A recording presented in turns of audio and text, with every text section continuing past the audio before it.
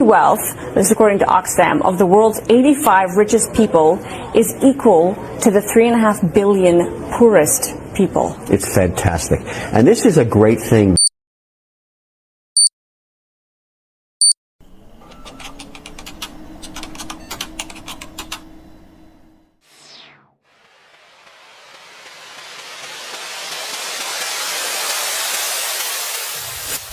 Like 400 workers and replace them with robots.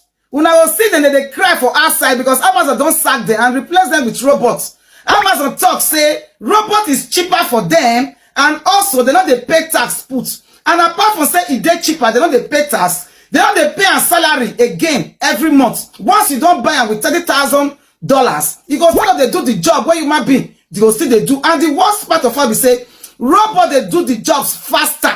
The job where you might be go use 8 hours, the robot go do it for 1 hour. Then of what use is a human being now to them? You understand me? So for now, the work they know say the robot they go need them for they buy a lot of robots, drive a lot of workers, and they are really making money from it now. Then now a small whether they call them Will Smith come and come to say this kind of thing is not good. How can robots replace the work of a human being? Very, very soon now, because robots now they work for farm. Robots now, as I tell you, so they work for farm. Robot now, they drive taxi. Robot now, they drive bus. Robot now, they work for office. Then they work for restaurants. Then they work for everywhere now. Do you understand me? So they are taking the job of human being away and replacing them with robots. In many years to come now, taxi drivers they go lose their job because why? A lot of taxi will be controlled by robots.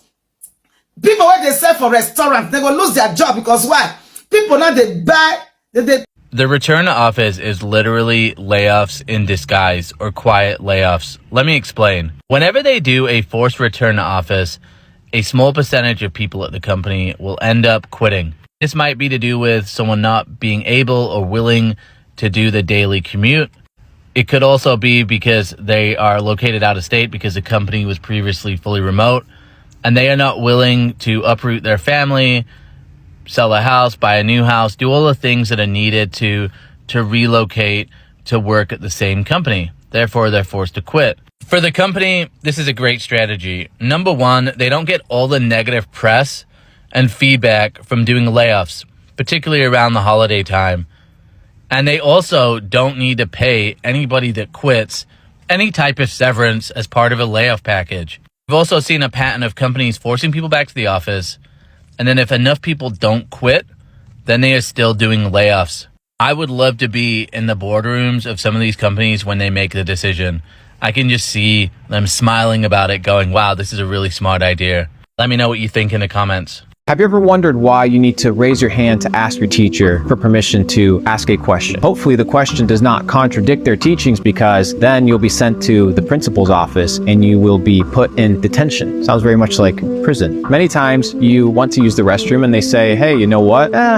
Maybe I'll let you use the bathroom. And hopefully, fingers crossed, you're allowed to use the bathroom, but before you use the bathroom, you're given a hall pass. This hall pass gives you the allowance to walk down the corridors of your school, surrounded by concrete walls and fluorescent lights. Hopefully you have your hall pass when the hall monitor stops you, lest you break the rules. All of this is conditioning, designed to keep you a slave, designed to keep you subjugated and controlled. You may think they're small nuances, but if you think the world operates by chance and that things just happen, then you really don't understand how the game is played. When the bell goes off at recess, it very much resembles an assembly line. When the bell goes off, it's break time. But it does not only resemble the factories, it also resembles the prison industrial complex. When the bell goes off, well, that's when the inmates have access to the yard to enjoy some of the rays of the sun and hopefully some grass. All of these things are by design. When you're in primary school and middle school and high school, you are conditioned to transition these behaviors and these thoughts and these operating systems to university, where you do not question authority. You do not question the person in charge. You're then led to the financial office to receive financial aid. But is it really aid? We understand that there's no such thing as a free lunch. So when you're pulling out these loans, subsidized and unsubsidized loan, look them up. You'll realize that in fact, you are becoming a slave. Andrew Jackson, who's on the $20 bill, famously said, when you are in debt, you become a slave. So what best time to make somebody a slave when they have no understanding of the financial system, when they have not been educated as to how the world works, and they end up in a situation where all they do is nurture their ideas from a source of authority that has been fabricated out of thin air. The Bible also says the borrower is the servant of the lender. And the people that run the financial system of the world understand that once you go from primary school to middle school to high school, you then become an autonomous individual. And the only way to keep you a slave is to keep you in debt. So this higher education for most people is in fact another level of the matrix, another level to subjugate and control every aspect of your life. Wealth, this is according to Oxfam, of the world's 85 richest people is equal to the 3.5 billion poorest people. It's fantastic. And this is a great thing because it inspires everybody, gets the motivation to look up to the 1% and say, I want to become one of those people. I'm going to fight hard to get up to the top. This is fantastic news, and of course I applaud it. What can be wrong with this? Really? Yes, really. So somebody living on I celebrate capitalism. $1 a day in Africa is getting up in the morning and saying, I'm going to be Bill Gates. That's the motivation everybody needs. Between me and I'm that not guy against is charity. motivation. I just need to pull up my socks. I am not. Wait, I don't have socks. Look, don't tell me that you want to redistribute wealth again. That's never going to happen. Okay? You know what? You take a simple stat like this, which is neither good nor bad. It's just a fact. It's a celebratory stat. I'm very excited about it. I'm wonderful to see it happen. I tell kids every day, what's wrong with this? Comes up at a cocktail party. No, Amanda, what's wrong with this statement? One possible response if you work hard, you might be stinking rich. We're talking about people in extreme abject poverty. That's how you get 3.5 billion. No, we're not. You were just talking about really rich people. No. Okay. I'm going to tell you later what you should say to this. Coming up after the break. The majority of the people in the world, 99% of them live in slavery today. So in 1863, via the Emancipation Proclamation, and I challenge you to go look in a law dictionary and look up the definition of emancipation and proclamation, and you will see that a proclamation is not a law. A proclamation is a public announcement by elected officials. It is not a law. So the Emancipation Proclamation of 1863 did not set any slaves free. What it did was standardize slavery, the United States being the model for the standardization of slavery, that all of the other nations around the world, as they reduced their people from their sovereign capacity and forced them to join nation states, then they were able to issue statute, codes, ordinances, resolutions on them. And a statute, as in a state statute of the Commonwealth of Pennsylvania, is not a law. It is corporate policy of the corporation that calls itself the Commonwealth of Pennsylvania Incorporated. All right? Now, a code is not a law.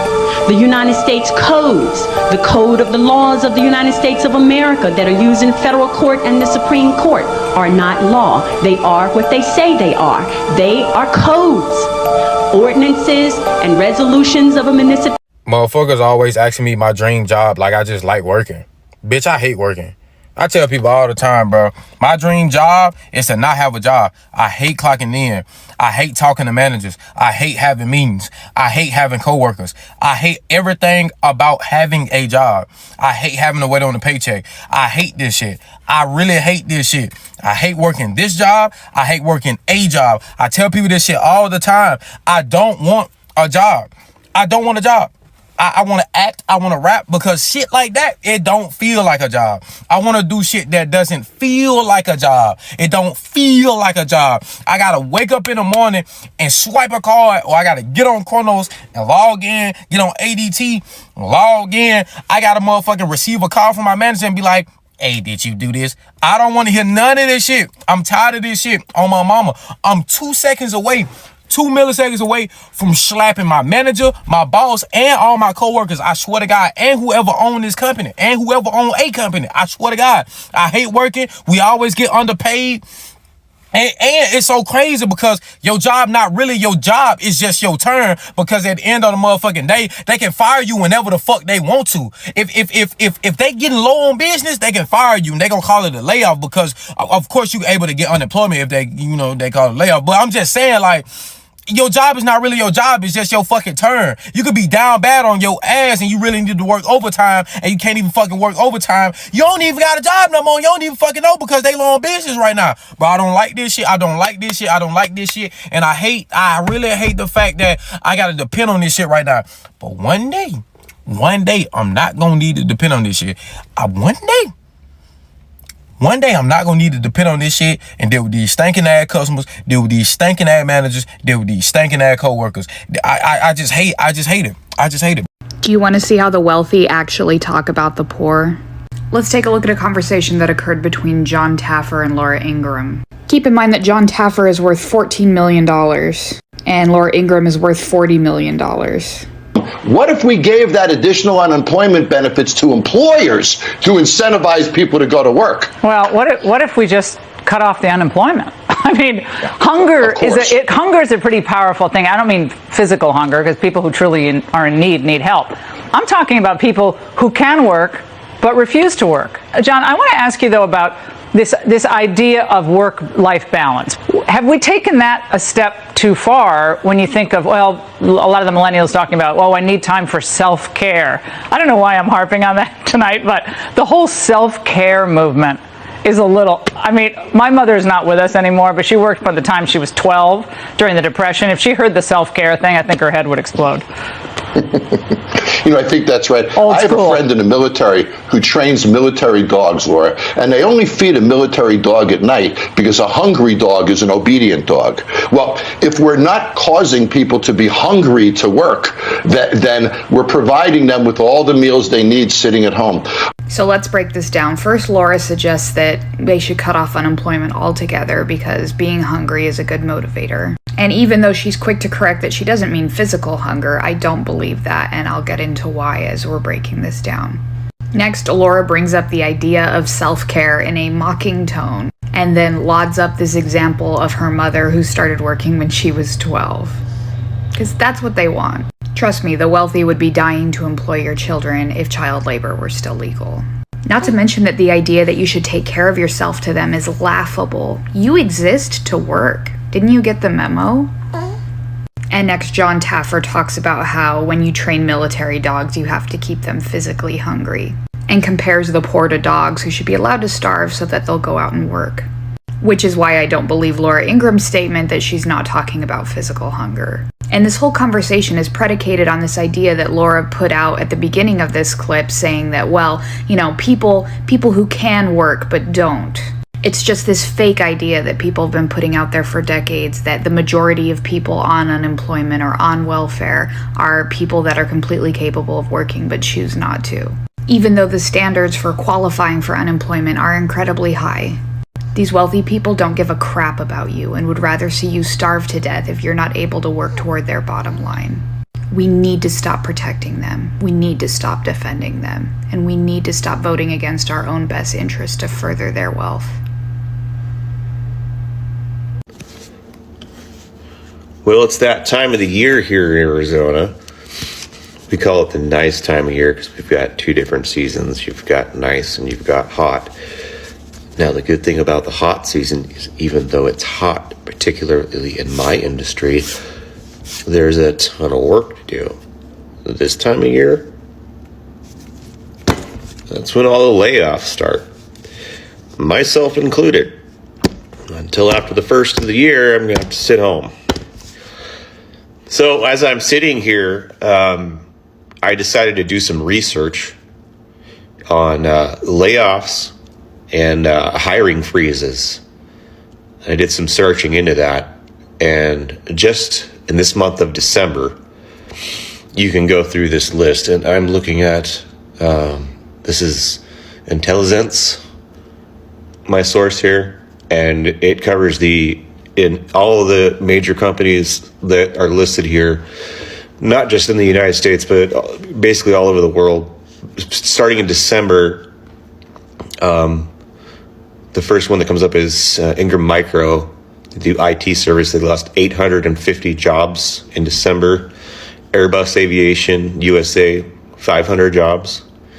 and then it goes down to November. And I'm skipping over Canada, Germany, France, Japan. I'm just focusing on the USA. So in November of 2024, just last month, Ford laid off 4,000 people.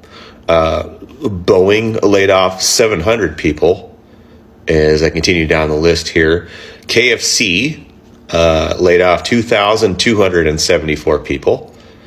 And I'm skipping over again, Germany, Japan, Germany, France. Okay, go back to KPMG Financial Services, laid off 300. Let's see here. Visa Financial Services laid off 1,400. Dropbox here in the USA, 528 in October.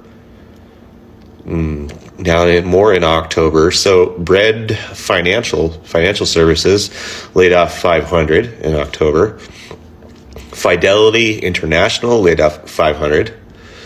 Boeing in October laid off 17,000 employees. Amazon laid off 14,000 employees in October. You guys hearing about this shit on the news at all? Is anybody talking about this? Has anybody brought it up? September, General Motors, 1,695 employees laid off. Pitney Bowes Technology USA, 1,200 employees laid off. PwC Financial, 1,800 employees. That was in September. Moving on to September now. So this has been going on, trickling down, as they say, for quite a while now. We all saw the writing on the wall. IBM Technology USA, 1,000 employees in August. Scale AI Technology USA, 1,000 employees in August. MasterCard Financial Services USA, 1,000 employees. 3 companies laying off 1,000 people. Okay, and the list goes on and on. CarMax, 401 in August. Cisco Technology, 1,000 in August. Biotechnology, Lykos Therapeutics, 75% of their workforce they laid off. Stellantis Automobile, 2,450. Paramount Global Manufacturing USA, 2,000 employees in August. The list goes on and on. TIAA Banking USA, 1,000 employees in August. Man, Intel Technology, 15,000 people in July. You guys heard anything about this on the news? I had to research this to find out what's really going on. They're telling us that the economy is doing great right now. Horse shit. July this year, Rex Airlines Aviation, 600 employees. Cartwright Retail, 1,500 employees. This is all in the United States of America. Optum Healthcare, 524 employees in July as well. Amdocs Technology USA, 3,000 employees in July. The list goes on and on. There's thousands upon thousands and thousands of workers that are now out of work right now. While we have these people, and myself included, that are out of work right now, while we have the Democratic Party swearing up and down that the economy is doing fine. Well, I'm looking at a goddamn list here that just goes on and on and on. I've just gotten to June. Microsoft Technology, June, 1,500 workers. June, Hill Motors Automotive, USA, 1,300 workers. It's shocking when you see this. We'll have us believing that everything is doing fine. Look at this. Look. Indeed Technology. Okay, so that's a job finding. So they laid off 1,000 people at Indeed. Citigroup, Chase, Citibank, whatever you want to call it, banking, financial use, 4,500 workers. The list just keeps going on. Vasca Tourism, 800 employees. You can find this list, by the way, if you're interested and you want to see this. It's under Intelligence, INTELLIZENCE. Excuse me. But like I said, that's just the United States of America. So when you total up, there's millions of people that are on layoff right now. And that's just one of how many pages here? Yet the Democrats will sit there and say that everything's fine and the economy is doing great. I don't think people realize how bad it's getting right now. It's tanking. It's tanking everywhere. everything's falling apart. Based on what I'm seeing here, the only other reason, I mean, why would these companies be laying off this huge amount of people? Let's say they're just hemorrhaging money. You scared yet? Fucking terrified. The comfort of the rich depends upon an abundant supply of the poor. That quote is from Voltaire, and it is very applicable to these times. A lot of folks in response to some of my videos have said, gee, Denise, why would Trump want to tank the economy? What would he gain from that? I would point you back to 2014 when Trump was quoted as saying he wanted to take the economy down, the American economy. What's he gain? He gains credibility with oligarchs. He gains favors. He gains actual money. We know this guy's for sale. So he widens that wealth inequality gap, gives more to oligarchs, gives more to business, and he instantly makes more of us poor. Why? Why do you want more poor people? Because when you're poor and you're up against the ropes, and I know this from personal experience because that's how I grew up. I watched my parents go through this. I watched my relatives go through this. When you're against it, you will do anything to preserve that tiny shred of human dignity that you have. You'll work for subpar wages. You will work 15-hour days. You will eat crappy food. You will do all the things because frankly, at that point, you're just trying to survive. So yes, he and his cronies and the oligarchs would benefit tremendously from putting all of us in the poorhouse. And we're already well on our way. Wisen up. We need to see unemployment rise. Unemployment has to jump 40-50% in my view. We need to see pain in the economy. We need to remind people that they work for the employer, not the other way around. I mean, there's been a systematic change where employees feel the employer is extremely lucky to have them, as opposed to the other way around. So this dork right here, Tim Gurner, is the guy in that video who literally just said that we should make working class people suffer more so they can appreciate being employed by their employer. Y'all want to know what this guy does for a living? Sell luxury real estate. And of course, if you know he's a real estate guru, he got to be selling some type of course or plan on a website. With all the backlash, I'm assuming that they shut the site down because they probably were getting a lot of BS emails. Guys like this, when they talk so arrogantly, you must assume that there's some big marketing genius, or they got it out the mud, or they built their business from the ground up to be talking like this. Or at least that's what we would assume, right? Nope. His granddad and a family friend literally helped him get his wealth. He basically got everything handed to him, and he's talking down on working class people. And again, for the nobody wants to work anymore people, this is the reason why people don't want to work for these companies. People on this app are always like, eat the rich. Honey, most of you are not even willing to unfollow the rich on social media. Isn't there a girl on TikTok that's like, showing off her luxurious lifestyle, and it turns out her parents got their wealth from exploiting undocumented workers?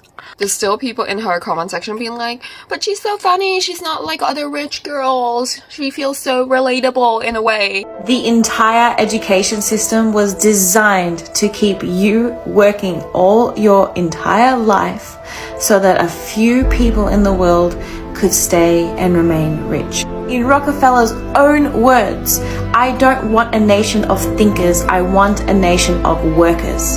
That's who built our education system. The education system sets up children so that they become robots, so that they are able to memorize information and not be able to become problem solvers, not be able to think for themselves. It was designed to make you conform to society's systems.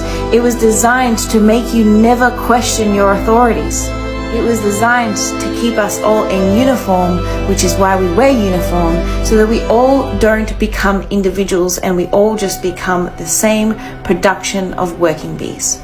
So in addition to thin as in, another societal phenomenon that is making a comeback that should let everybody know that we are entering a fucked timeline is the return of the austerity Olympics. A phenomenal example of this is the man who came into my comments the other day to inform me that you don't have to shower every day, just like you don't have to eat every day. Another, arguably more common form that this takes, that I see a lot on social media, is people framing not having access to basic necessities in a way that is somehow a brag and a diss on people who have access to those at the same time. Like on one of my other accounts, I said that one of my 2025 goals is to not DoorDash anymore. So I deleted DoorDash off my phone, and then I had a bunch of people commenting like, that's not a problem for me because I can't pay my electric bill. Okay, why? I'm sorry. I'm very sorry to hear that. Why are we bragging about this online? I think it really just goes back to the video that I made the other day where capitalism is very successfully convincing us that number one, needs aren't needs once capitalism removes access to them. And number two, that privilege is inherently unethical, that like being privileged to be able to pay your water bill makes you less ethical than somebody who can't pay their water bill. And therefore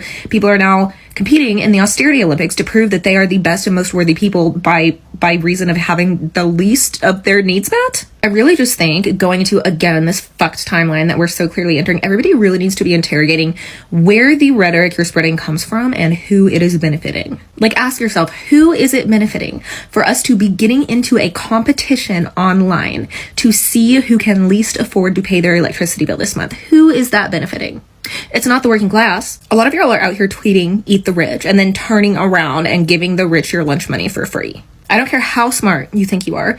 Thoughts and opinions and hot takes are never formed in a vacuum. They are always informed by something. And if you are not constantly questioning and thinking to yourself, where are these takes that I believe coming from? You are just going to be spreading the propaganda of whoever is the sneakiest and most convincing, which, spoiler, it's whoever has the most money to pay for sneakiness and convincingness, which is billionaires. In conclusion, if we want everybody to have their basic needs met, the first step is to stop taking pride in not having your basic needs met. Things are never going to get better for the masses until we start acting as if the masses deserve better. So stop coming on social media to take pride in not having your needs met, as if that makes you somehow better than other people. They want to make rich people poorer and poor people more comfortable. It's been 4 years since this motherfucker said this, and I'm still trying to figure out how that's a bad thing. Popular opinion about 9-to-5s, people who work 9-to-5s.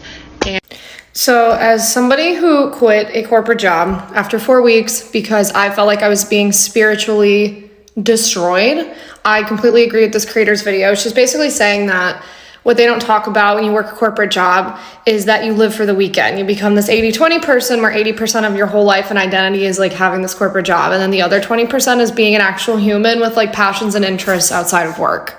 So what you don't realize if you've only ever worked at a corporate job is that if you quit it, and I'm not saying like to do something irresponsible right now if you're not thinking about doing it, I'm also not hating on people who work jobs because I understand bills need to be paid. But when I first quit that job and I was like allowed to do what I wanted with my time, I realized that there was this whole spiritual, creative, imaginative part of my brain that had been completely dormant. Like completely dormant since I was a child, basically. And when I no longer had to work a corporate job and essentially like sell my identity to excel at this corporate job, because let's be honest, the people who are suck-ups and are more fake tend to excel in those settings more. When I was free to be my own human, I felt like parts of my brain like light back up. That's how I discovered like now I'm a freelance writer and I have been for 8 years and I'm an entrepreneur and I've done like all these amazing things. I discovered I love traveling, which I never knew about myself. I discovered that I'm like nomadic. I would have never known that. And like all of these like parts of my brain lit up and we're like, oh, hey, Alex, by the way, like you like this. Oh, and you actually are good at that. And that's going to bring you joy too. By the way, sorry, we've been asleep. Like we're here now. And those parts of your brain shut down when you work at corporate jobs because you are on autopilot. You're only using the same cells each day to do the same thing over and over again. And when you're not learning new information, when you're not in uncomfortable, unknown situations, and when you're not doing new things, that those parts of your brain like power down, literally. So then you end up trapped in this cycle because the parts of your brain that you essentially need to kind of convince you to quit this job, to go start the side hustle, to go work for yourself, to go be a freelancer, are dormant, they're asleep. And then the only way for me to have jumped into it is I had to make a crazy impulsive decision, which was honestly me just having a mental breakdown. And my mental breakdown was aggressive enough that I just quit a job with no plan because I've always been a pretty impulsive person. But for other people who aren't impulsive, who aren't black and white thinkers, all or nothing like me, I'm working on that in therapy, you just end up trapped. and it needs to be talked about more. And I'm, again, not hating on people who work 9-to-5 jobs, because bills need to be paid. Like, I am not understanding of that. Trust me, I worked a 9-to-5 job. I understand, you guys, but there is something outside of it. I am the only person in my office that takes a 1-hour lunch. The only person. I'm the youngest person. I'm not going to say my age, but I am the youngest person and the only person that takes a 1-hour lunch. We come in at 7 a.m. and we leave at 5 p.m. Those are 10-hour days. So those are 50-hour weeks. We're salary. We don't get paid for 50-hour weeks. We get paid for 40-hour weeks. Nobody takes an hour lunch. I take my hour lunch because why not? And then I feel like, you know, these judgmental stares when I come back in, like, I don't care. I'm sorry. I'm not doing this. Work-life balance. Isn't that what I got interviewed for? You guys said, we care about work-life balance, blah, blah, blah. They're always trying to sell you this dream, paint you this picture. I'm so tired of these jobs. If you're my boss, I'm just kidding. I've been trying to figure out where his TikTok is so I can block him. Can't find it, though, so hopefully he doesn't have a TikTok. I'm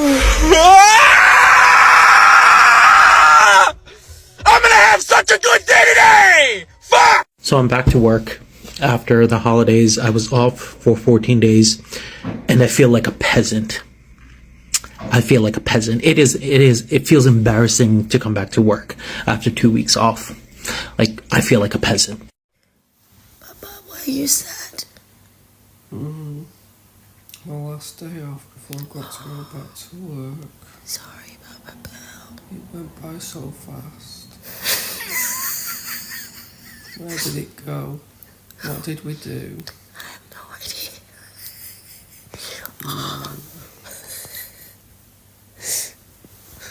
No more lions. Well, we have a holiday coming up soon, so. Love you, Papa Bell. Love you. There are two main systems of law that govern the world we live in. Common law, the law of the land, and maritime law, the law of the sea. Our world has been taken over by an international system of commerce which is governed by the law of the sea. This system operates via the use of non-living entities called corporations. You too are classed as a corporation. The system treats you like livestock, an indentured slave, a publicly traded asset within the framework of commerce.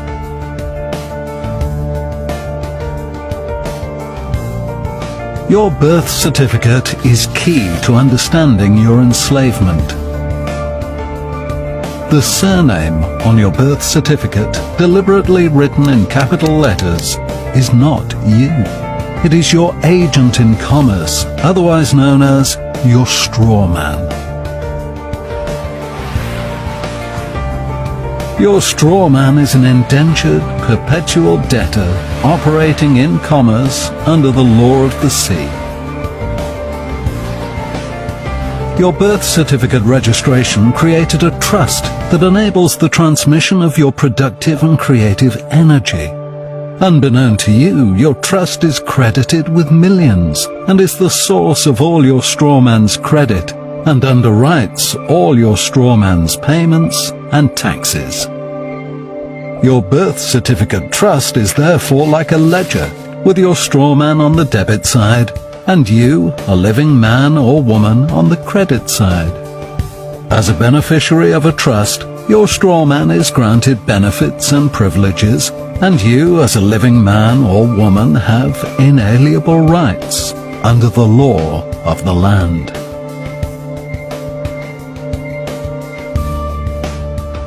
Your birth certificate trust is worth millions. Everything your strawman funds is prepaid by you. You are the source of your strawman's credit. You are the source of your strawman's payments and taxes. You have inalienable rights and can make private law to remedy wrongdoing. Matrix freedom can make it easy for you to Access your birth certificate trust to recover payments you have made and set off your debts and taxes. Create private law to remedy losses caused to you by wrongdoing. We can help you to become mortgage-free. Recover your mortgage payments plus interest. Recover from your trust the equivalent to payments made from your personal and business bank accounts. Set off your credit card debt. Set off your personal and business loans. Set off your personal and business taxes. They tell us to go to school, go to college, do 4 to 8 years in college. And when I get out, I try to go and work for a great company. And it's like, this is how you treat us? You don't give me a water break? But greed is like terrible, man. There's people out here struggling for real, y'all. Everybody's tired. It's 2024. There's no reason why you shouldn't want to pay your workers. And if you take care of your employees will take care of you. I don't understand why the fight has to be this hard. We're going to keep fighting and we're going to win because I'm a fighter. And anything that I do, trust me, I win. So I just got laid off from my full-time job a few days ago, which means I'm about to lose access to healthcare because I get my health insurance through my employer like so many other Americans do. We are the only developed nation that does this, the only developed nation that does not recognize healthcare as a basic human right, the only developed nation that does not have universal healthcare. I do have a couple options of what I can do. I can go on my ex-employer's health insurance, but I would be paying that out of pocket, and that would be probably around $700 a month, which is going to be hard to swing now that I'm out of a job. I could go without health insurance and just hope that I don't have a medical emergency that'll put me tens of thousands to hundreds of thousands of dollars in debt. You also get penalized on your tax return if you don't have health insurance. I could get married to my partner and get put on his health insurance that he gets through his employer. That's actually a very common practice in the US. A lot of people get married so they can go on their partner's health insurance. I can also purchase health insurance individually on the market. I've never done that before. I can't imagine that it's cheap, but that's probably the option I'm going to take. One of the stupidest things about the US is that our healthcare access is largely dependent on our employment status.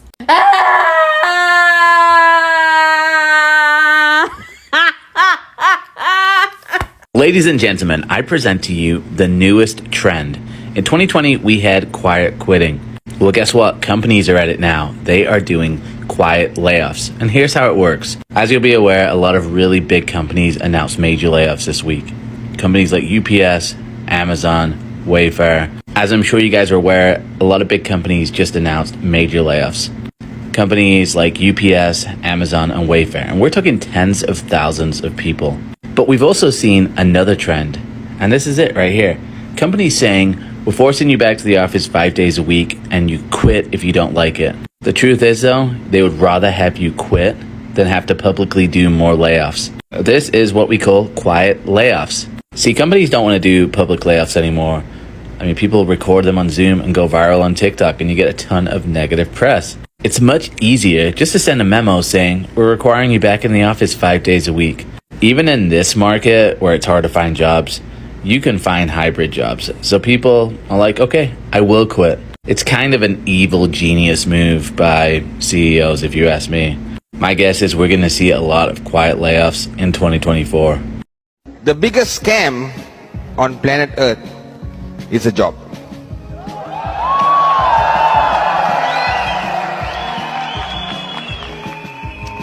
Because think about it. You work for 40 years, 8 hours a day, and after 40 years, you are still broke.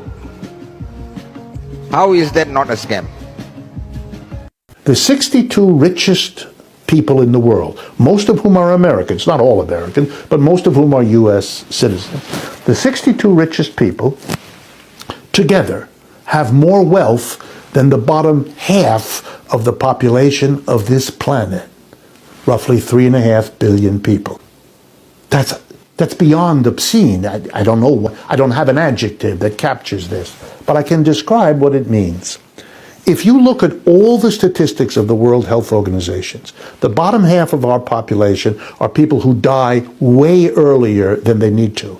Why? Because their diets are no good, or they don't have enough food in the first place, or they can't get to a clinic to have little problems that are easily solved by modern medical methods taken care of. It's unspeakable what happens to the lower half. If we took half the wealth of the richest, and they would still be the richest, and made it available to the bottom half, it would transform their lives, literally. Now, there's no moral or ethical justification for this situation. Don't get it twisted. The only minority that is ruining our world is the 1% of rich people. The very top 1%. That's the only minority that's ruining the world. Okay? We're actually slaves in a large open prison. It's a new form of slavery. It's not overt. It's a type of slavery that we think we're free. As a whole bunch of us are trying to poke at the fences and figure out how to actually live free. How would you define that slavery? It's not the same kind of slavery as in the the 1700s.